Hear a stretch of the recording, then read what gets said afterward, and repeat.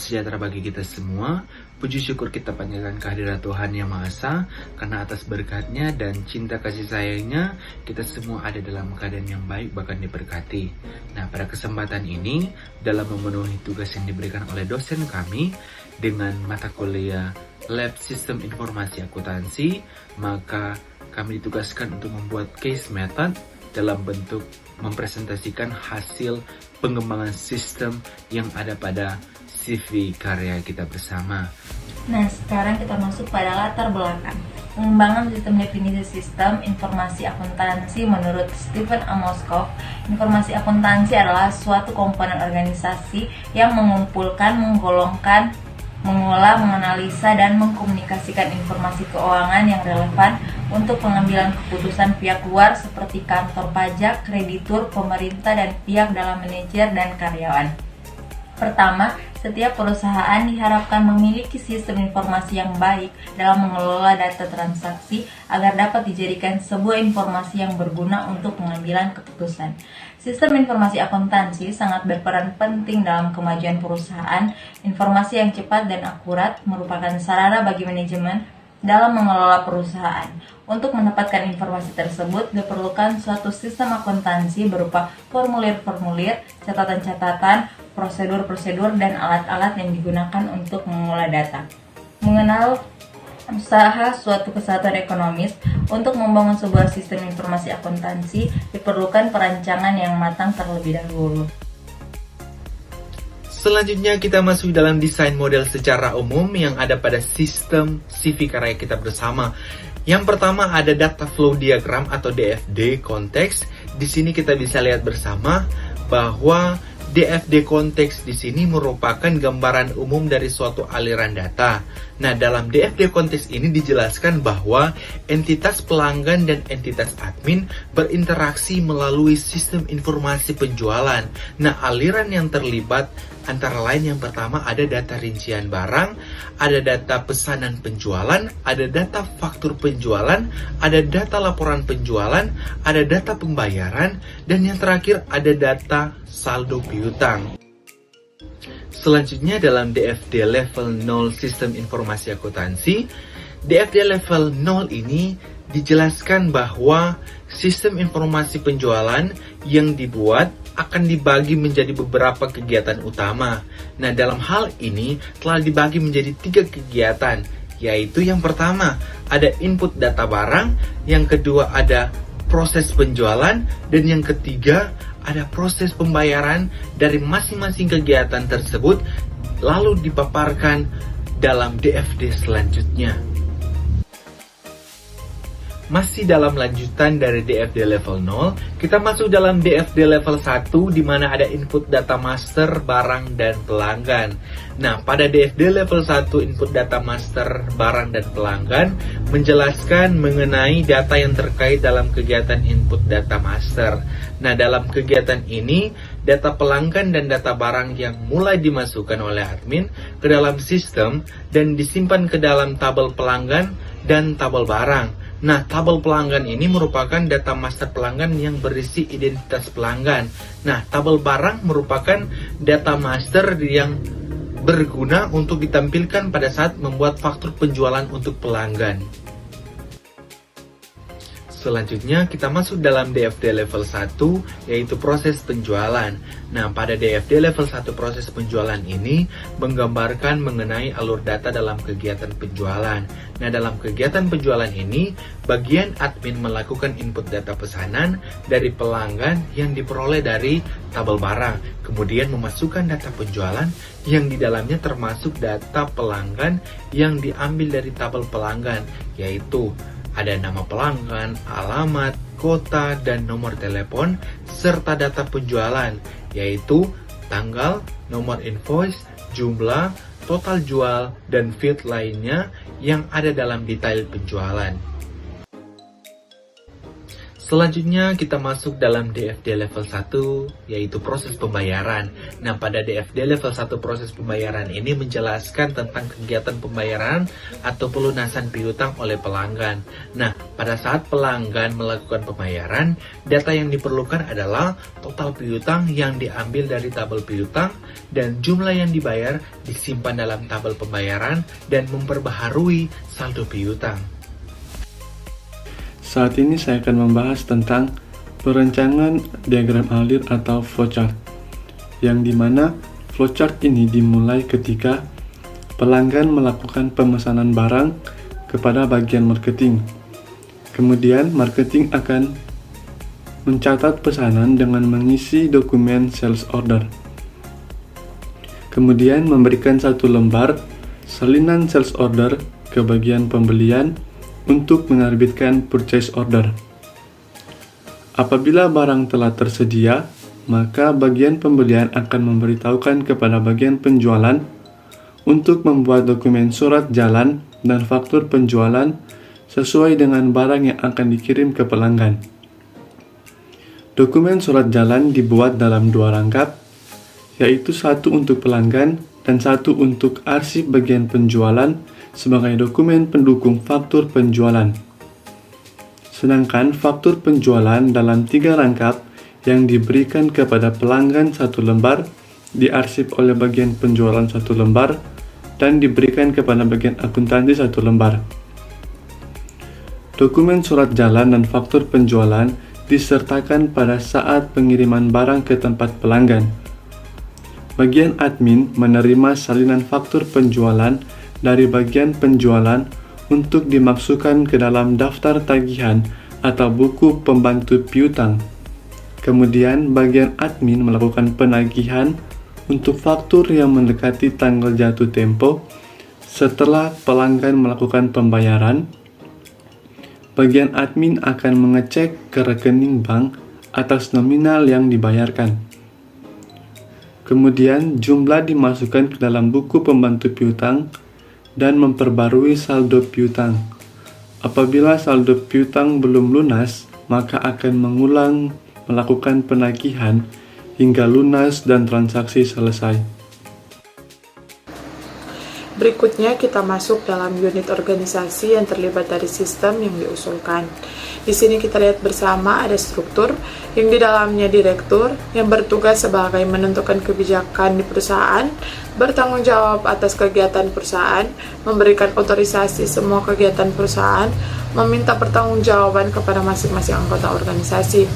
Yang berikutnya ada wakil direktur yang berfungsi sebagai menggantikan peran direktur ketika berhalangan hadir, memberikan otorisasi dalam kegiatan pembelian dan penjualan yang telah dikonfirmasi kepada direktur, mengarahkan dan mengawasi kinerja karyawan.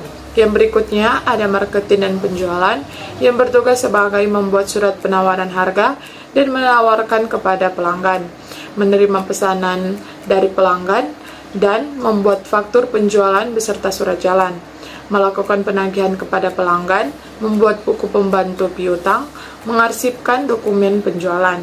Dan yang berikutnya ada pembelian yang bertugas sebagai melakukan pemesanan ke pemasok sesuai barang yang dipesan pelanggan, membuat surat purchase order untuk pemasok, memastikan barang yang dipesan telah sesuai, membuat buku pembantu hutang, mengarsipkan dokumen pembelian.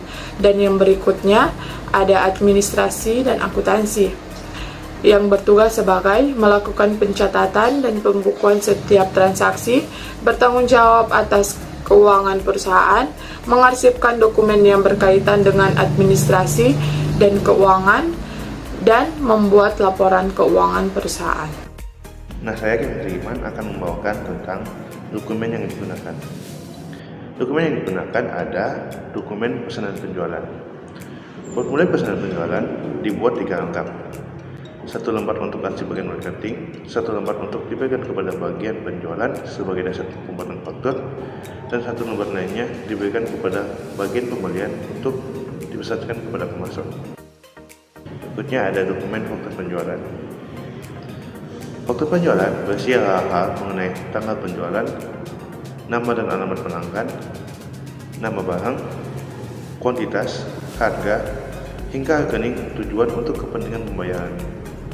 Untuk penjualan ini dibuat 3 lengkap, 1 lembar untuk pelengkapan, 1 lembar untuk arsip bagian penjualan, dan 1 lembar lainnya untuk arsip bukti kas masuk atas penjualan. Berikutnya ada dokumen surat jalan. Dokumen surat jalan dibuat 2 lengkap, 1 lembar untuk pelanggan, 1 lembar lainnya untuk arsip bagian penjualan untuk memastikan sudah ada tanda terima dari pelanggan. Berikutnya ada dokumen bukti kas masuk dan bukti kas keluar.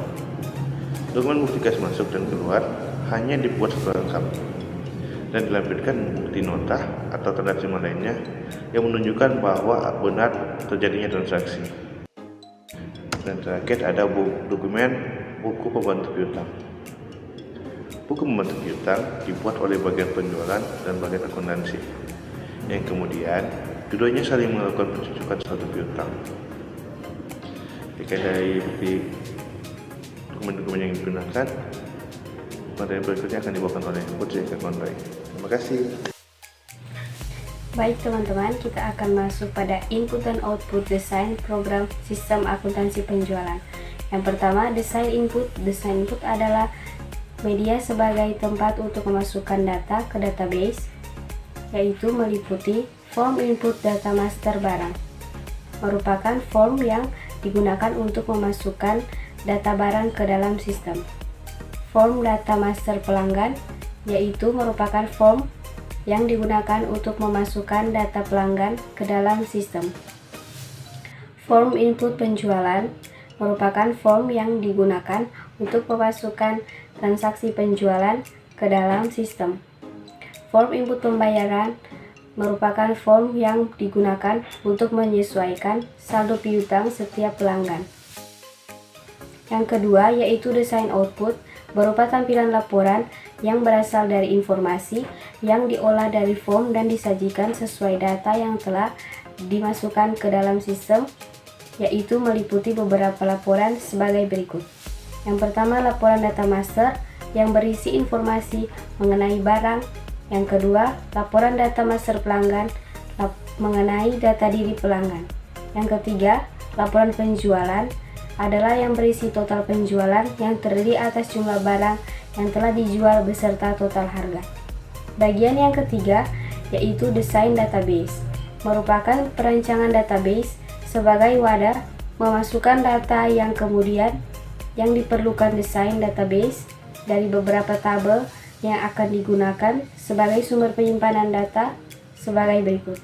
Yang pertama, tabel barang digunakan untuk menyimpan data barang yang akan dijual. Yang kedua, tabel pelanggan digunakan untuk menyimpan data pelanggan. Yang ketiga, tabel penjualan digunakan untuk menyimpan data transaksi penjualan.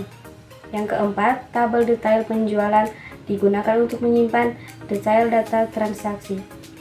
Yang kelima, tabel pembayaran digunakan untuk menyimpan data pembayaran pelanggan. Tampilan file database yang diperlukan. Yang pertama, form data barang yang dimana berisi kode barang, nama barang, dan harga satuan. Yang berikutnya, form input data master pelanggan, dimana form ini berisi yang pertama kode pelanggan, nama, alamat, dan nomor telepon. Yang berikutnya yaitu form data penjualan, di mana form ini berisi nomor invoice, tanggal invoice, nama pelanggan, detail barang yang dijual, dan total penjualan. Yang terakhir, form input data pembayaran, di mana form ini juga itu berisi nomor pembayaran, nomor invoice, tanggal bayar, jumlah bayar, dan saldo piutang. Baiklah, kita masuk dalam penjelasan yang berikut, yakni dalam slide ini berbicara tentang kontrol sistem berbasis komputer yang disediakan oleh sistem yang diusulkan mengenai Database Management System (DBMS). Database Management System atau DBMS adalah perangkat lunak sistem yang memungkinkan para pemakai membuat, memelihara, mengontrol dan mengakses basis data dengan cara yang praktis dan efisien. DBMS ini meliputi antara lain modeling language yang pertama, untuk mendefinisikan skema model relasi dari setiap database yang berada di DBMS sesuai data modelnya. Relational database adalah model basis data yang di dalamnya terdapat tabel-tabel yang saling berelasi satu sama lain. Jenis database inilah yang sering digunakan oleh beberapa kalangan. Lanjut pada slide yang berikutnya yang masih berbicara tentang kontrol sistem berbasis komputer yang disediakan oleh sistem yang diusulkan. Yang pertama, struktur data yang terdiri dari file, record, dan file dioptimalkan dan disesuaikan dengan kebutuhan penyimpanan data. Yang kedua, mekanisme transaksi yang berguna menjaga integritas data meskipun diakses banyak pemakai. Bisa dilihat juga dalam gambar di samping yang menjelaskan bagaimana mekanisme transaksi telah dikontrol menggunakan sistem berbasis komputer, lebih khususnya DBMS. Selanjutnya kita masuk ke dalam pembahasan yang terakhir, yaitu kesimpulan dan saran. Nah, kesimpulan dari sistem informasi penjualan pada CV karya kita bersama di sini yaitu belum memadai. Mengapa belum memadai? Karena struktur organisasi kurang menjamin adanya pengendalian internal yang baik, karena bagian admin merangkap fungsi penjualan dan keuangan. Nah, begitupun juga dengan prosedur penjualan yang dilakukan bagian marketing selaku fungsi penjualan hanya membuat catatan atas pesanan pelanggan secara manual. Nah, kemudian pencatatan buku pembantu piutang yang kurang memadai karena dalam prosedur pembayaran bagian admin hanya memberikan status paid apabila telah dibayar dan outstanding apabila belum lunas. Nah, perancangan sistem informasi akuntansi penjualan ini yang dibuat yang sesuai dengan kebutuhan CV karya kita bersama.